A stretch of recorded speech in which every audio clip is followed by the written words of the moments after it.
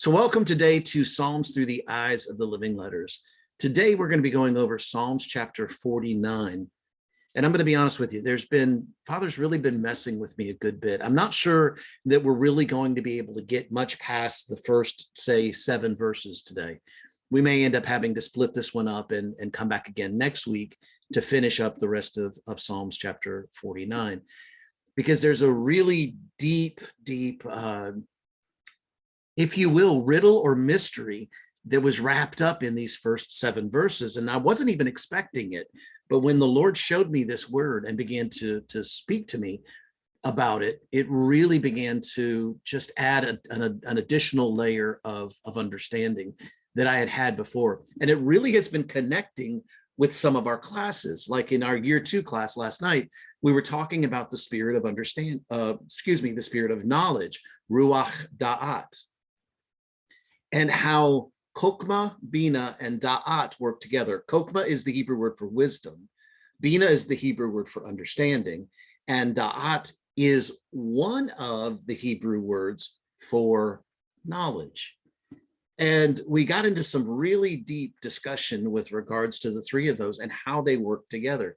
And it was funny how, as I was studying this, as Father had taken me in and began to reveal some things, how much that this teaching that we were doing in the year 2 class was connecting with what we're going to be teaching today in Psalms chapter 49. Now, you add on top of that the fact that today, or at 6 p.m. tonight, we begin the Hebrew feast of Purim.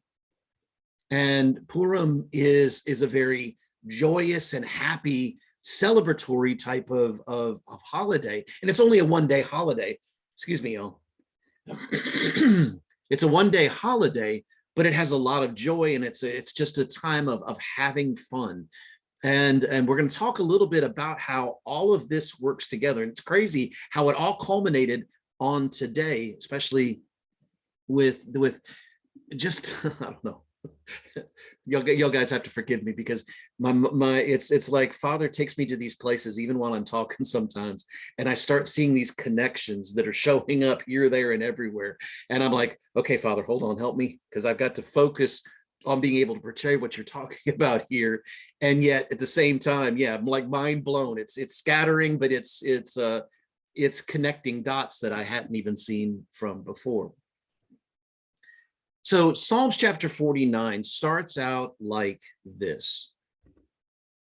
Now, for those of you that are just joining us, like Pam, if you want to know more about the version that I'm actually using, is the Tehillim.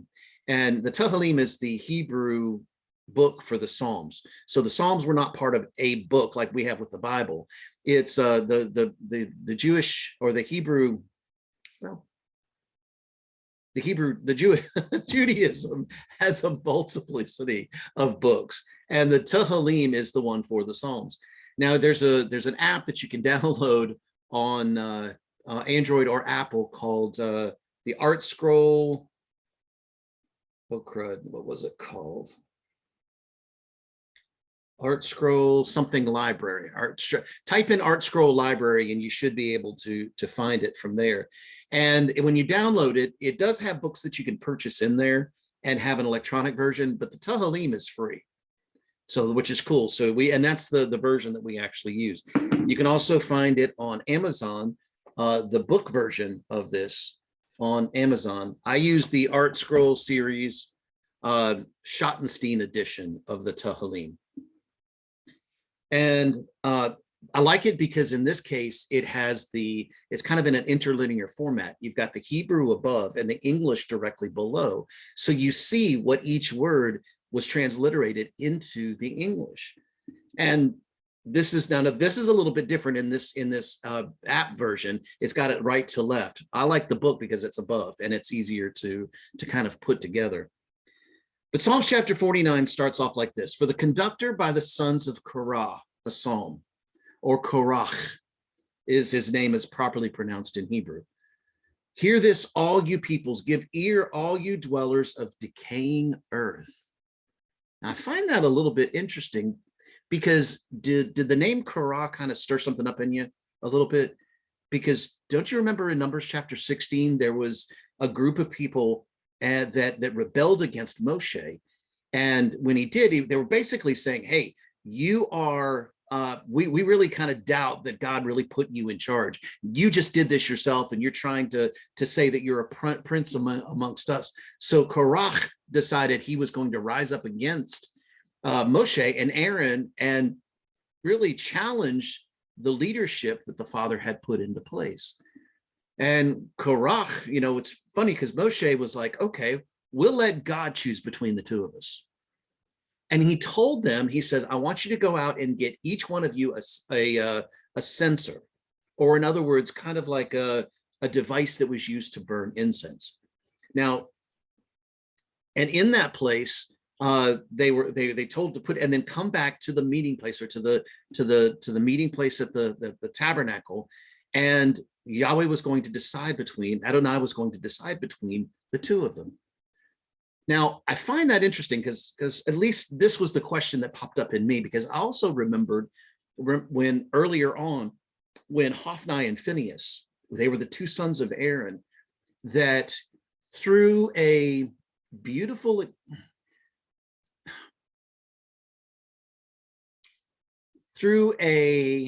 don't want to say a beautiful intent, because they really messed up, but through a immature intent, decided that they would take and put fire and offer an incense before the Lord that was different from the fire that he had commanded the Israelites to take before the Lord.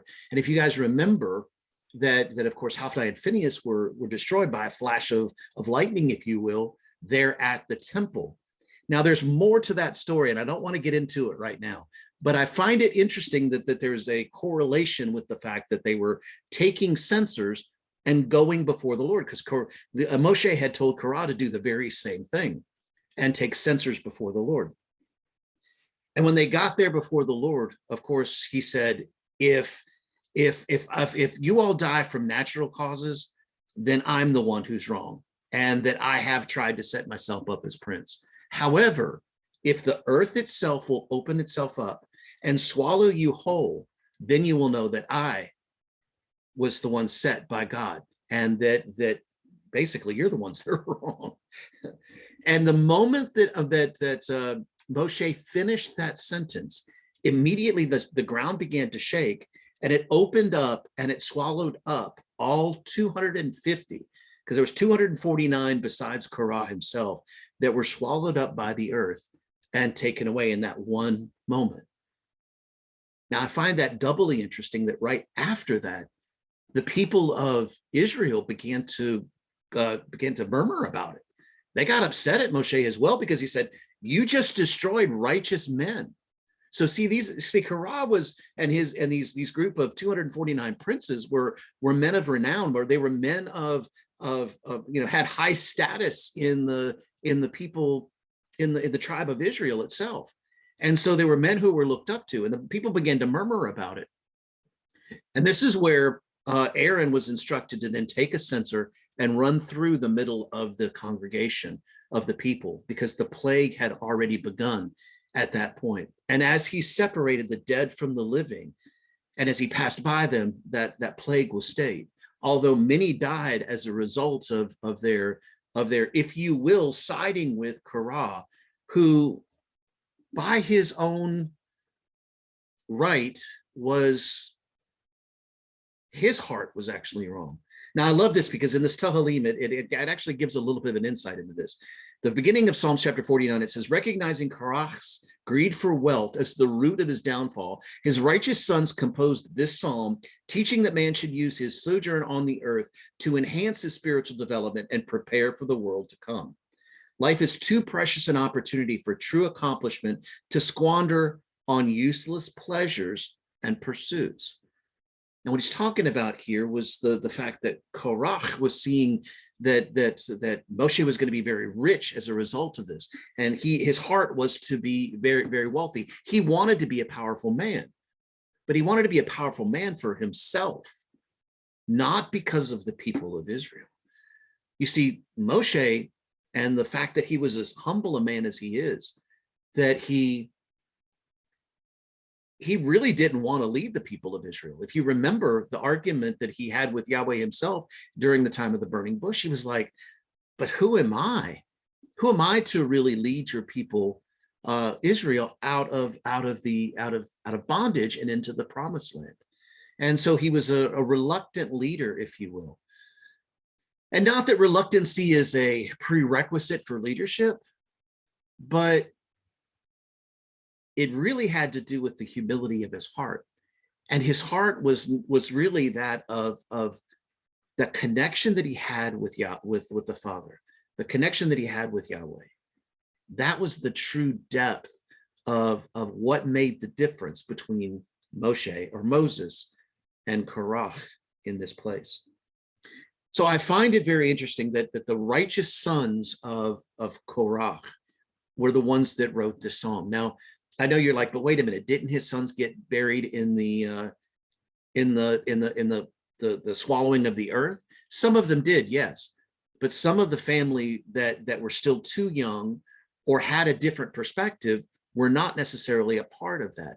And many times when you look at it from the Hebrew perspective, when it talks about sons, it doesn't always mean literal sons.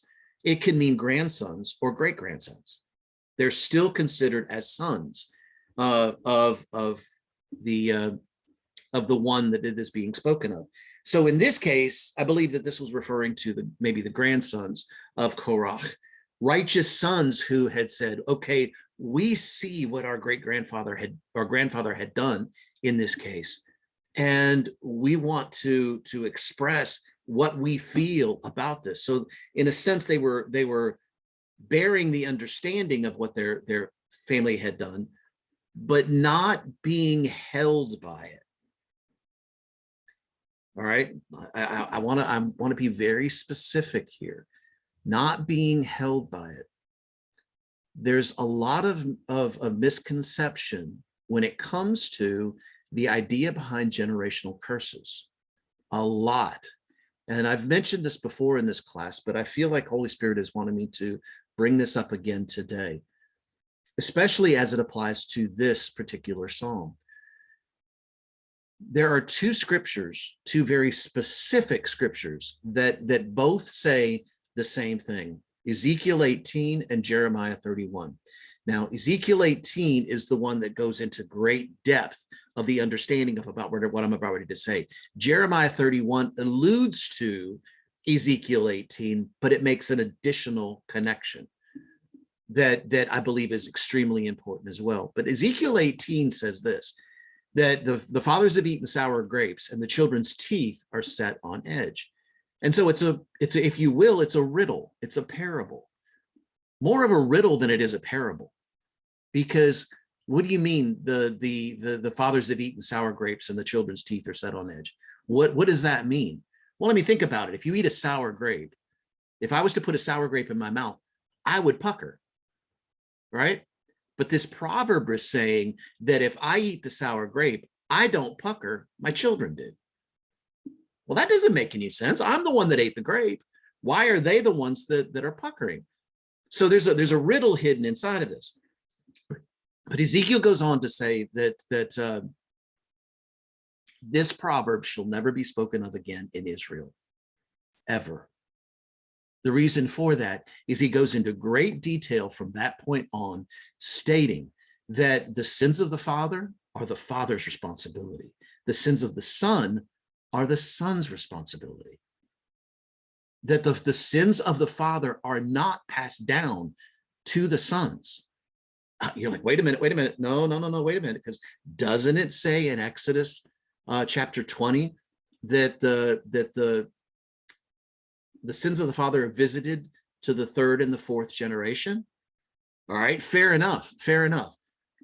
But the key to that scripture right there isn't in the place of where it's visited to the third, or the fact that the sins are passed down. The key is in the word visit. That's where the riddle is kind of opened up in that understanding. In other words, let me put it to you in a very practical manner. if I'm doing something that I'm not supposed to, maybe like talking about somebody behind their back, somebody who is an authority maybe, or that sort of thing, and I'm sitting there complaining to either friends or my wife or others, and my children are sitting right there. My daughter, in this case, was sitting right there hearing that. They're hearing me begin to speak negatively about someone. And so they begin to form an understanding that this person is not necessarily a good person to be around, or that they're a bad person. Why? Because they've heard me speak about it. They were visiting, if you will, on the conversation of my own attitude. And they take on that attitude themselves because they heard me speak about it. You see, it's not the sin that's passed down, it's the learning, it's the understanding. It's the, if you will, the teaching that is passed down from generation to generation.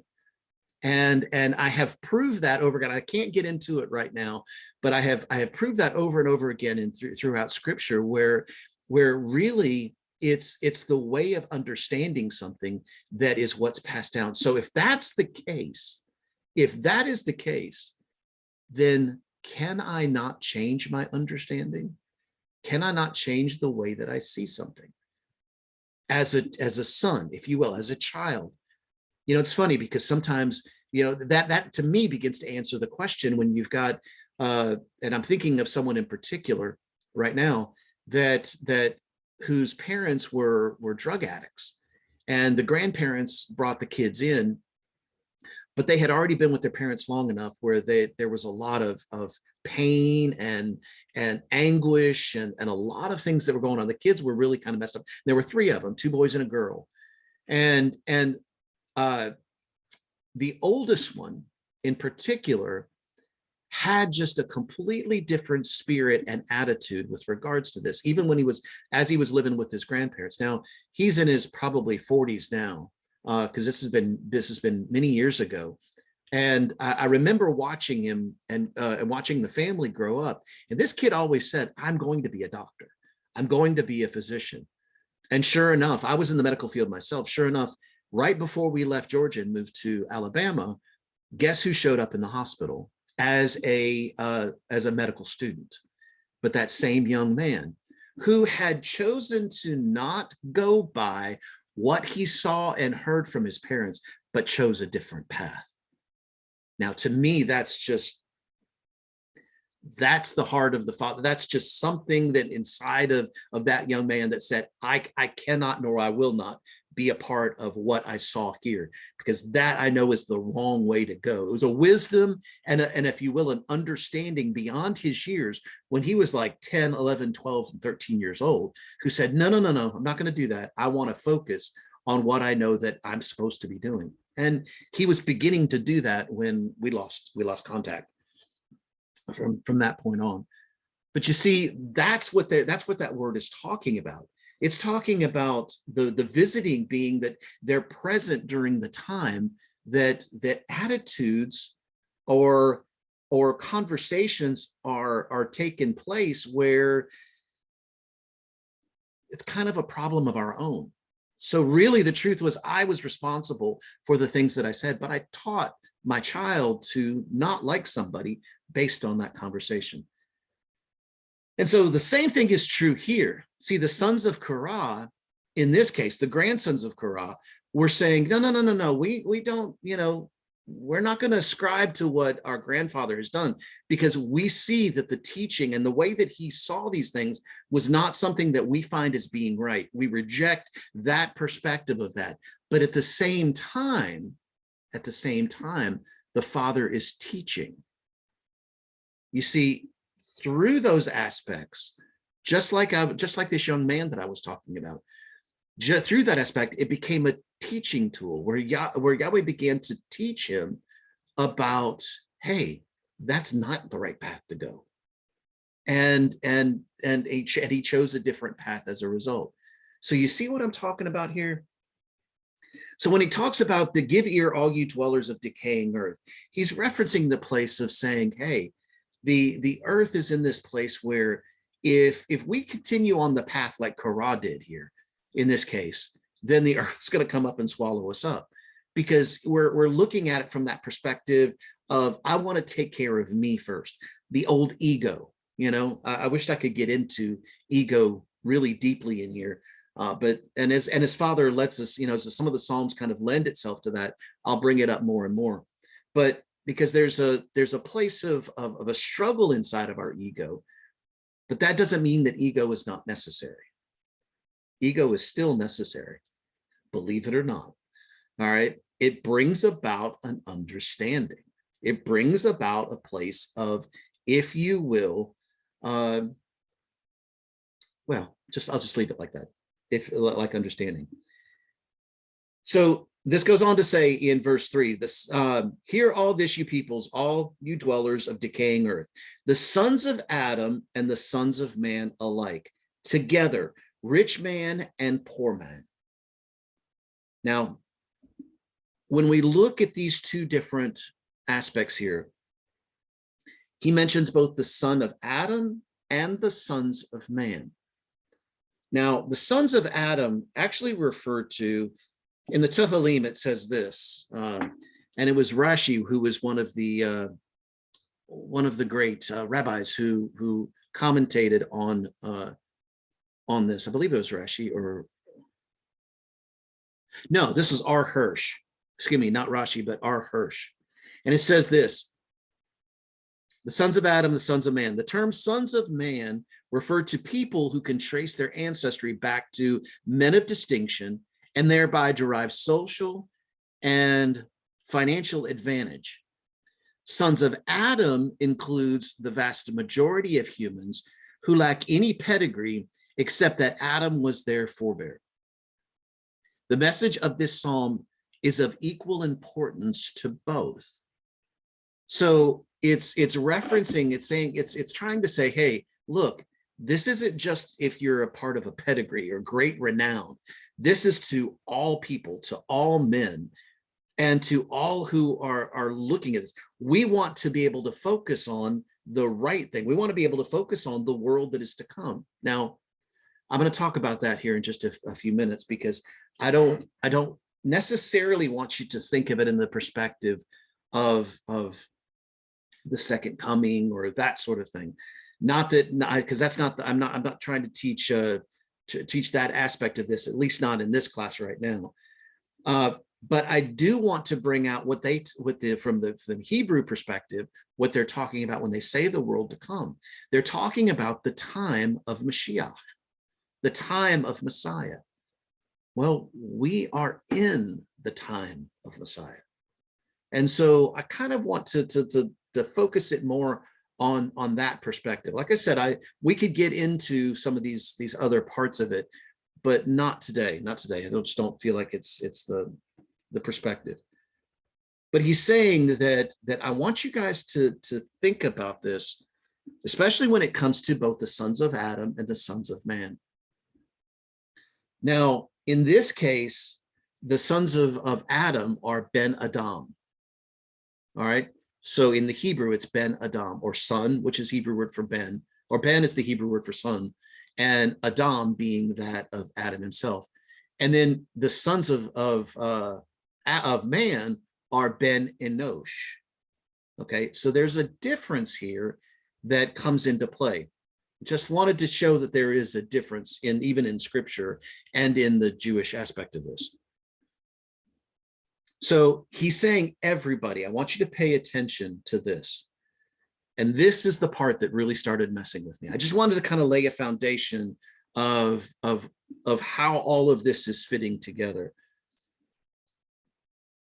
Verse 4 says this: my mouth will speak wisdom, and the meditations of my heart are insightful. I will incline my ear to the parable. With a harp, I will solve my riddle. Now, that is what started messing me up. You see here at Gates of Zion, with one of the things that Apostle Aaron's been talking about for years has been talking about the place of mysteries, riddles, and secrets. And one of the seven thunders that was given to Apostle Aaron with regards to this was mysteries, riddles, and secrets.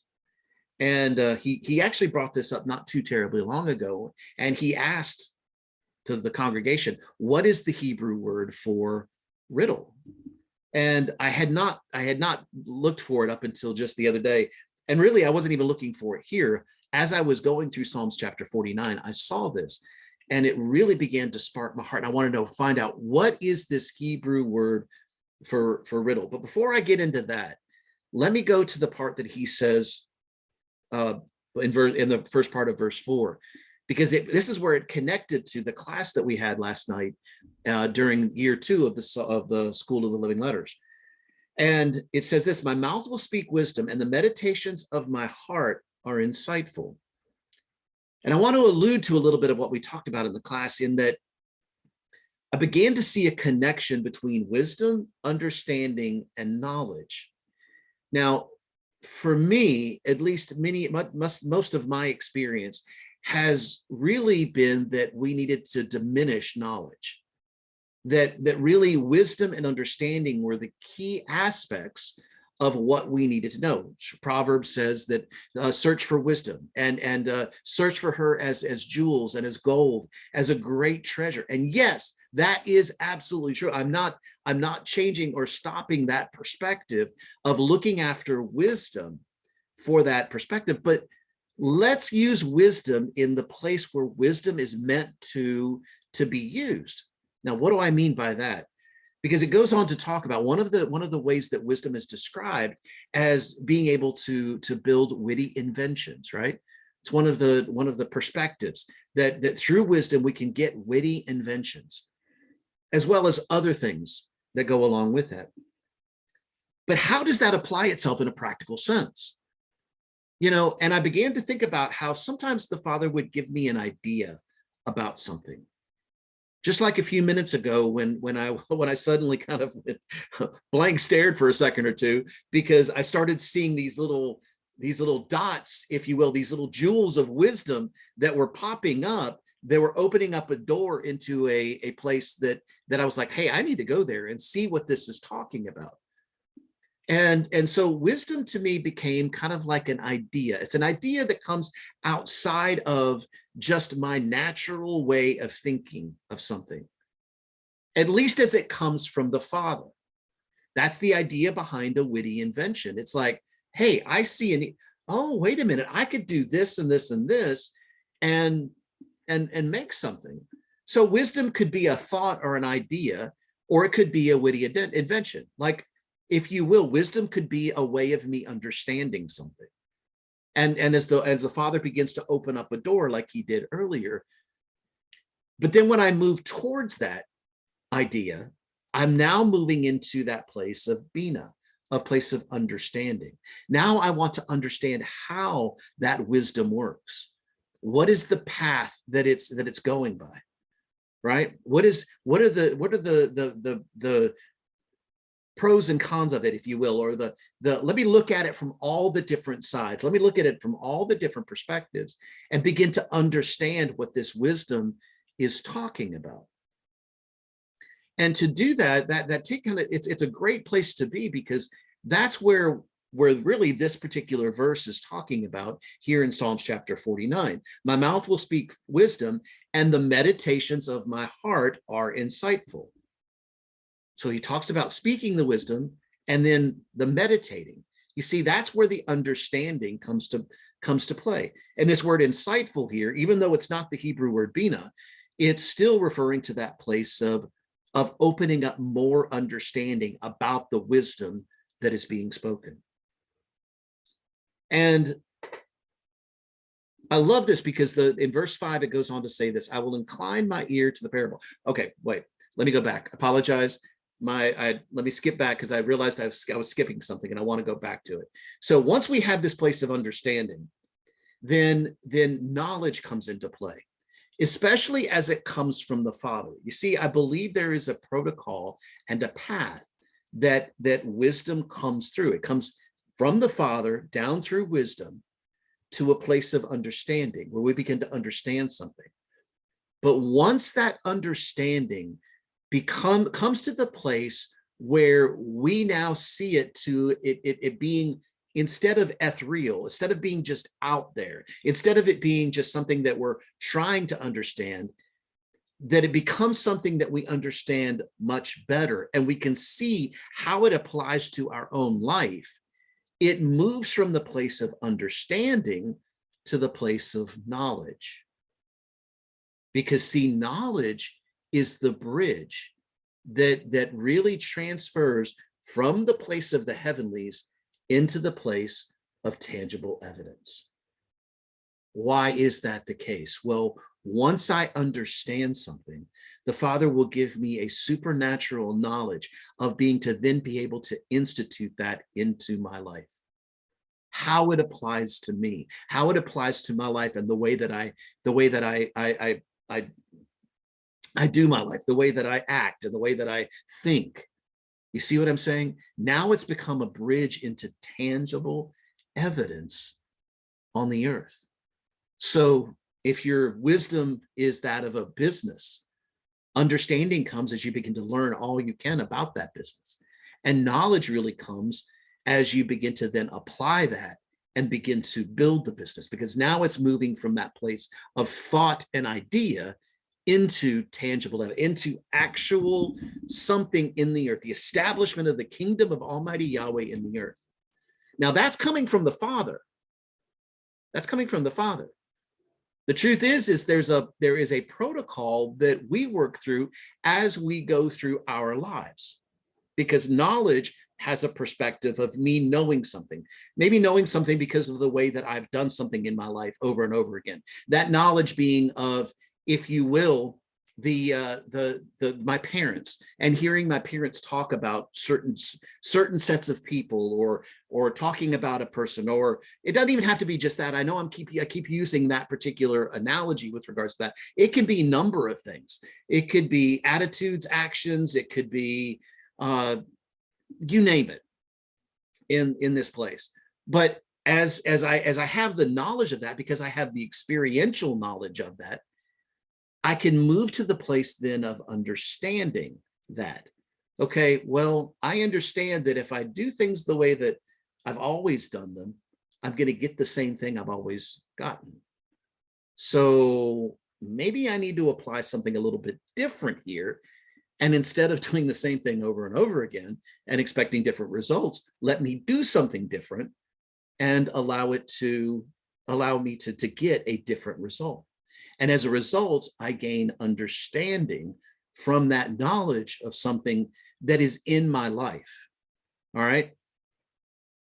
So from that understanding, as I begin to grow in that, as I begin to mature, then it brings me to that place of wisdom, that the multiplicity of understandings of really, in some cases, attempting those different paths begin to help me to say, oh, okay, I don't want to go down that path, because I've been down that path before, and no, let me look a different way. Let me do this a different way, especially the next time we come around the mountain, if you will. You know, many times, I know for me, I've been around the mountain in some things too many times. And I want to change that action every single time, because if I keep finding a place that I shouldn't go in that, then okay, fine. Thank you, Yahweh, that you have taught me. You've given me understanding in how, for me, that is not the path to go. So, Father, I need your wisdom. And this place of then the experience of it teaches me the wisdom of the Father. So it works both ways. It doesn't have to just go wisdom, understanding, knowledge. It can actually go knowledge, understanding, and wisdom. And Yahweh is in the heart of both ways.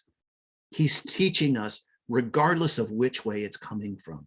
I hope this is making sense, because it really applies to what he's saying here, especially as to what he says in the next verse. I will incline my ear to the parable.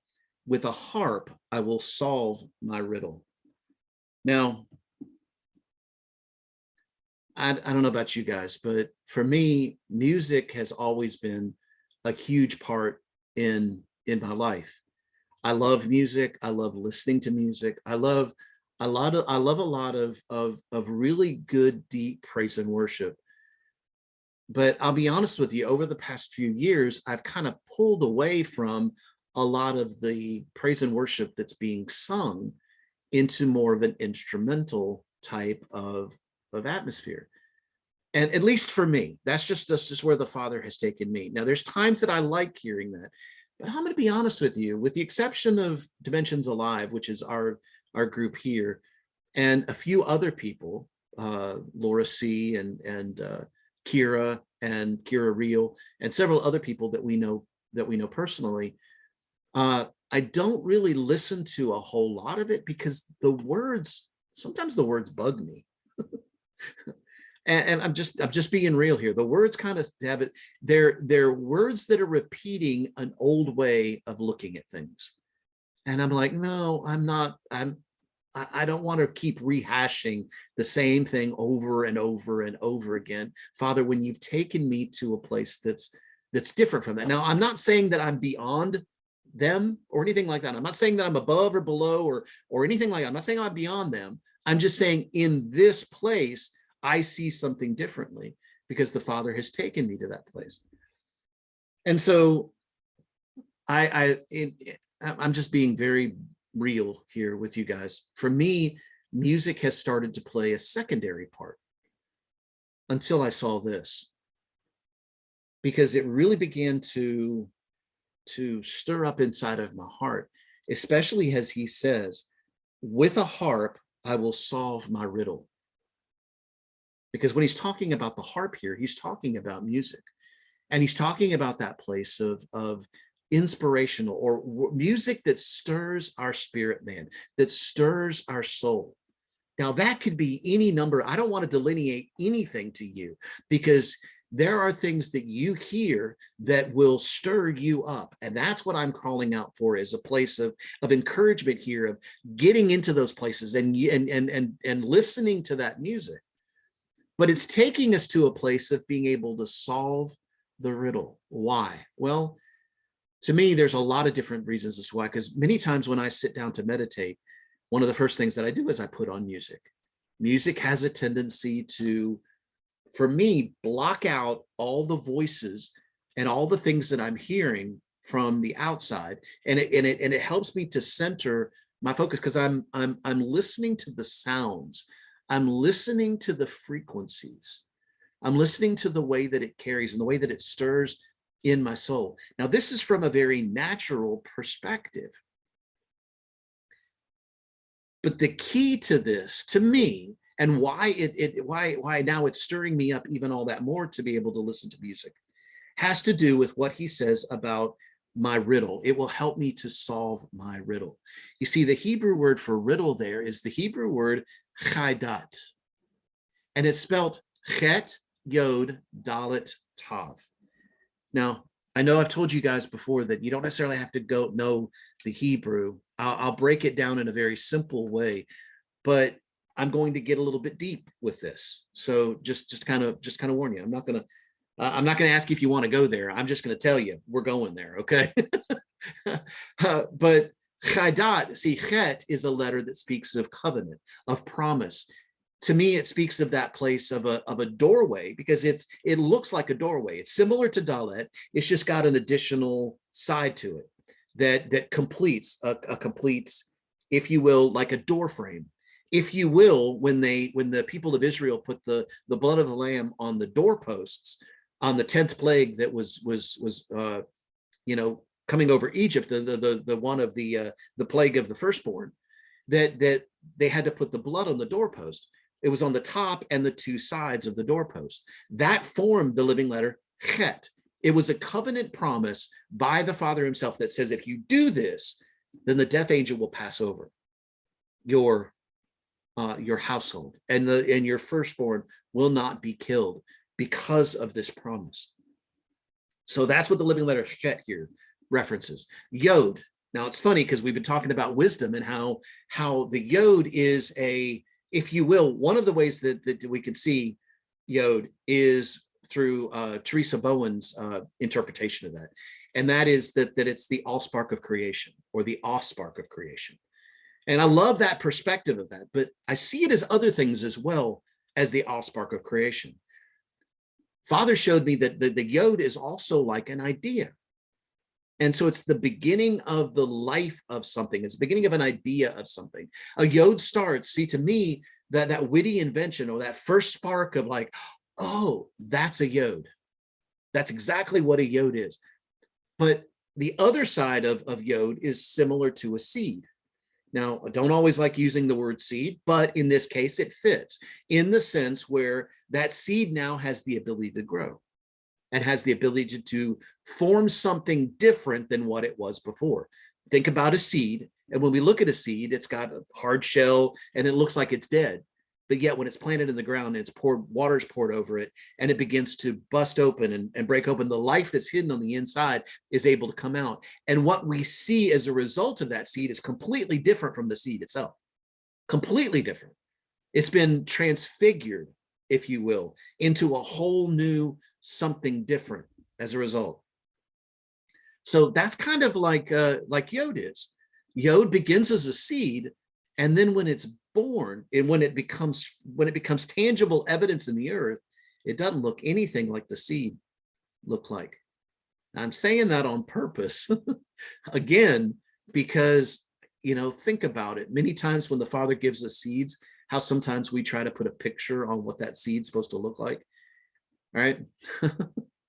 And Father has taught me. I've begun to gain some understanding that has now become knowledge to me in the fact that I don't need to put a picture on this seed that the Father has given me. Let me just honor the seed and then allow him to reveal to me what that seed is going to look like. Because if I try to put a picture on it, I box him in. I tell him that the plant has to look like this. Then it has to have this kind of fruit and well, the Father wants to do exceedingly abundantly above all that we could ask or think, right? So anyway, just throwing that in there with the living letter yod.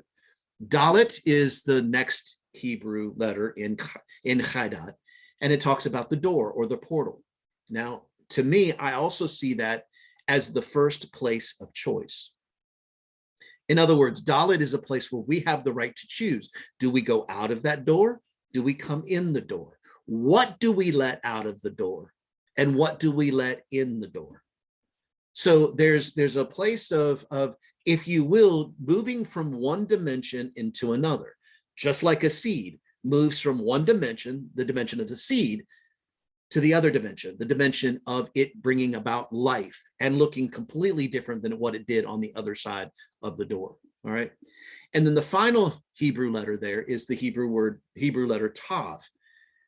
Now, Tav usually means the completion of something, but it also really refers to the place of the fulfillment or the fullness of something.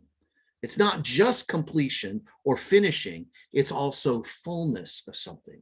So it brings, if you will, just like a child that's born comes to a place where they begin to grow, they begin to mature, they begin to go through, they go through life to the place where now they're a wise old man or a wise old woman. And they're a place where they're now in the fullness of, if you will, the understanding, or if you want to look at it from more of a spiritual sense, because it applies both ways, that if you look at it more from a spiritual sense, coming to the fullness of the measure of the stature of Christ. Now, thank you, Yeshua, because the truth is that you said, I am the Aleph and the Tav. I am the beginning and the finishing. I'm the beginning and the fulfillment and the fullness. In me, you stand as one who is in the fullness of the measure of the stature of Christ. That's who you are. But Chaidat doesn't just break down by the living letters. This is the cool thing about Chaidat. If you break it down further, it's actually made up of two Hebrew words. Chai, which is the Hebrew word for life, and dat, which is the Hebrew word for law. Now, hold on a minute. Law, at least based on where it's first mentioned, and that is in Esther. I talked about Purim. You see, I know you're like, how does all this go back to the Purim and how I said all of this connects together? Well, now you're starting to see the connection between all of this, because dot was first mentioned in the book of Esther. And it was mentioned in the perspective of law. So we've got the dalit and the fullness, the door and the fullness of something. So think about what's going on during the book of Esther. Esther has part of a kingdom, and there's a man by the name of Haman, that, or Haman, as we like to say in the U.S., that really has an ear to the king. And Haman begins to speak badly because he doesn't like the Jewish people and doesn't like the fact that they're there, and really wants to do something about it. Well, Mordecai, who was actually a good guy in the midst of all of this, he kind of is standing up against Haman and saying, no, hold on a minute. And Haman says, well, gets an ear to the king, and he builds a gallows specifically for Mordecai, to try to kill Mordecai, to stop this, because he wants to destroy the people of Israel. And so in the meantime, Mordecai goes to Esther, and he whispers in her ear, hey, this is your time. This is the time for you to speak up and do something, because you're going to have to go before the king, and you're going to have to go before the king uninvited, which means you're going to have to walk up to him and say, hey, king, I need to talk to you, kind of thing. All right. In the more modern vernacular. And now that could have meant her death by just doing that. If you approach the king uninvited, he had to reach out his scepter and point it towards you as a way of invitation, because you came up and uninvitedly stepped in to try to say something. If he didn't reach out his scepter towards you're gonna die. Well, Esther did just that. She went before the king. The king reached out his scepter towards her, and she began to talk to him. Well, in the meantime, the king puts together this feast, and during the feast, he goes to the king and says, hey, if Haman gets his way here, then I'm going to have to die as a result of this. I too am Jewish. Because see, at this point, the king didn't know that Esther was Jewish. Now remember, there was a queen before this, and what the king was doing was trying to find a replacement for the queen. And so now this is kind of a backside of it. It was kind of a beauty contest that was going on, and Esther was the one that was chosen by the king as being that successor to the queen who he had killed because of, I can't remember the reason right now off the top of my head, but she was gotten rid of, put it that way. And so the Esther goes before the king and tells him during this what Haman's plot is to do. And so what the king does is he turns around and he says, you go hang Haman on the very gallows that he built to hang Mordecai with. The very weapon that Haman had built to destroy the people of Israel, to destroy Mordecai as well as the people of Israel, was the very weapon that the very one who built it fell under. No weapon formed against you shall prosper. All those who rise up against you shall fall, right? And anytime there's several places in the Psalms where it speaks about the very weapon that is built will be the very weapon that is used to, or if you will, the word trap is used. It's more the word trap. The trap that is laid by evil men for righteous men to fall into is the very trap that those same evil men themselves will fall into. Now, to me, that really alludes to a lot of the things that are going on in the world right now. Just saying. Don't want to get any deeper than that, but just saying that this is where, as the sons of Almighty Yahweh, we stand up and say, no, but I remember. See, we're celebrating Purim right now. We're celebrating the place where Esther was brave. Her time came and she went before the king and she saved the people of Israel, and there was rejoicing. And it's great, because truth is Purim is a very celebratory time. Some people like to call it, do never diminish Purim to a Jewish Halloween, because it's not. Because although during Purim is when they do dress up, Some dress up as Mordecai, some dress up as Haman, some dress up as Esther. But they're expressing the story and what happened in the midst of this. So it's not a Jewish Halloween at all whatsoever, but it is a very much a place of celebration and thankfulness of how, even when, I find this a very interesting point in all of this, even when the Yahweh didn't seem to be around, his hand was still in the world and in the situations. Now, what does that mean? Do you know in the book of Esther, Yod He Vav He is not mentioned at all? The name of the Lord is not mentioned once in the book of Esther at all. It's not. Look, you'll find out. And so what that is saying, that is, even when it seems as if he's not around, his hand is always working, because there was no doubt that the hand of the Father, that in the midst of every situation, he had the path laid out for Esther and Mordecai to be able to make it through, where Haman was not going to get his way in what he was wanting to do to destroy the people of Israel, but that he would come to that place where he himself would be judged and be taken care of, so that the people of Israel could live in this case. Does that make sense? Now, to me, I find that very interesting, at least for me, because I know I'm speaking a little bit longer than I normally do today, and I hope you guys are still with me, but this has just been a passion of my heart over the last little bit. For me, over the last several weeks, things have been a little bit quiet. I don't know about you, but they've been seemingly a little bit quiet. Now, what I mean by that is that there are times sometimes when I go through a period of time where I'm interacting with Yahweh, just him and I speaking. Now, it doesn't mean that he never stopped speaking. He never stopped speaking. And I've noticed that during times when things seem a little bit quiet are times for me when he's given me an opportunity to really dig into what he has said before. And I need that time. I don't want to just go from one word to the next word. I don't want to just go from the latest, oh, wow, revelation to the next, oh, wow, revelation, because that's kind of like candy, and if you eat too much candy, before long, it's going to make you sick, because you're not really taking the time to get the value out of it.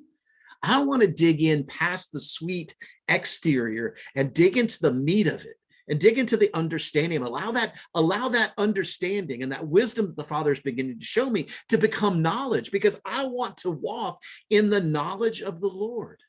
The earth shall be filled with the knowledge of the glory of the Lord, as the waters cover the sea. Does that make sense? I want to dig into that meat. So I'm thankful about the times where it seems quiet, because it's never really quiet. The Father is still speaking. But that's a time when I'm searching it out. It's the choice that I make of, if you will, the other side of, it is the glory of God to conceal a matter and the glory of kings to search it out. This is my time of the glory of a king, the king that he has made me to be able to search these things out. And so I find it very interesting how this Hebrew word here applies to so much of what's going on even today in the midst of this. But I'm not even to the best part yet. And I'm going to wrap it up with this. You see, the Hebrew word chaydat means the life of the law. Now, it's funny. Many times in scripture and many times in Hebrew, you'll begin to discover that word dat can also be translated as religion by default. In other words, if dot means the law, and now don't get this wrong, because remember, Torah also means law. But Torah is a different expression than dot is. Torah means, to me, not just the set of laws that were part of the Levitical the Levitical law and that sort of thing. When you look at Torah from the intent of the Father, to me, Torah means the loving instruction of a father. It's not just a set of rules of do's and don'ts. It's the loving instruction of a father. So let's look at the side of what the reason why Yahweh had given them the law in the first place. Dot, on the other hand, is looking at it from the application of that law. And by default, it became known as religion because religion was a set of do's and don'ts, a set of rules. This is or that's. Think about what's going on with Haman. Think about what he was wanting to do with the king. He was wanting him to make up a law to destroy the people of Israel. So this is the application of that word dot there, at least in this expression. So there's two Hebrew words for law in this case. But when you go back to the meaning, the literal meaning of the word dot, it means a beautiful expression of listening to the voice of the Lord, and, if you will, resonating that sound. Or the way that the Father took me to it, it was listen and repeat. Okay, listen to what he's saying and then repeat. Why? Why is that necessary? Well, you know, many of you who've been with me for a while have heard me talk about this a lot, you know, especially as it applies to the scripture where it says that my word goes forth in all the earth and it will not return back to me void. You've heard me say that the reason for that, the reason it doesn't return back to him void, is really connected to this Hebrew word chaidat right here, in the sense where it's saying, I hear the word of the Lord and then I speak the word of the Lord back to him. Resonance is when you have two sounds that are equal wavelengths. Resonance says that, like with two speakers that are coming out of a stereo, you've got both of them that are playing the same music, same frequency, same waveform that's coming out of it. And as a result of both of them coming out, there's instant amplification. That's why there's two speakers. And that's why two speakers are louder than a single speaker, is because there's instant amplification. Because whenever you join two waveforms that are exactly alike, it instantly doubles. Now, it's funny because Nikola Tesla discovered that. And he discovered that if he could tune into the resonance of a particular object like wood or metal, then he could create a resonance where the box that he had created was giving the same resonance that wood or that metal was creating, and he caused two earthquakes with a little device that was no bigger than something that he could put inside of his coat pocket. That's how small it was. So that in and of itself is another scientific proof that the sound, as we return the word of the Lord back to him, boom, there's instant amplification. Not only that, it has crossed the bridge from understanding and wisdom into the place of knowledge. And now we're beginning to speak that word of the Lord as we begin to learn it and understand it and have more knowledge about it. And it brings it forth into the earth. It crosses that bridge into the place of tangible evidence on the earth. You see, it's the life of this place of hearing the word of the Lord and then repeating it back to him, hearing the word of the Lord and resonating his sound. That's why I named today talking about that I will solve my riddle as I resonate your sound, because that sound can be in music. That sound can be in the words that we speak. That sound can be in the place of the expression of the intent of our heart. It doesn't even have to be an outward physical or audible or visual. It can be something that's resonating from the very core of our heart. Our body has a frequency. And as the sons of God come together in that same frequency, guess what? We resonate. Why do you think the earth is shaking? Why? Because the sons have come together, resonating the sound of our Father. And as a result, there's instant amplification. And this instant amplification is causing the earth itself to shake. I'm not surprised that we got things going on the way we do at all, because the sons are beginning to realize who they are. The sons have risen. We're just being revealed. But the sons have stood up and said, no, I know who I am in you, Father, and I will return your word back to you. That's what this is talking about. It's the life of the returning of the word back to the Father. So, Father, I want to thank you for today, that you have brought us into this place of the understanding of this word riddle. And in you, it may be a riddle to the people of the earth, the ones who are trying to look at it from a natural perspective. But Father, it's not a riddle to the sons. And our heart is not to say, ha, ha, ha, we know something you don't know. But our heart is to say, Stir up that sound within you.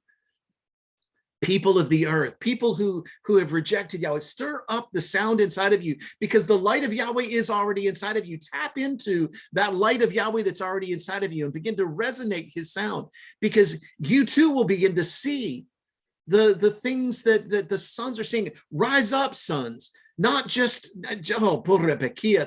rise up, sons, rise up, son, and be the one that you have been intended to be. Be the expression and the facet of the diamond of Yahweh that is you. Father, I thank you for this. In the name of Yeshua.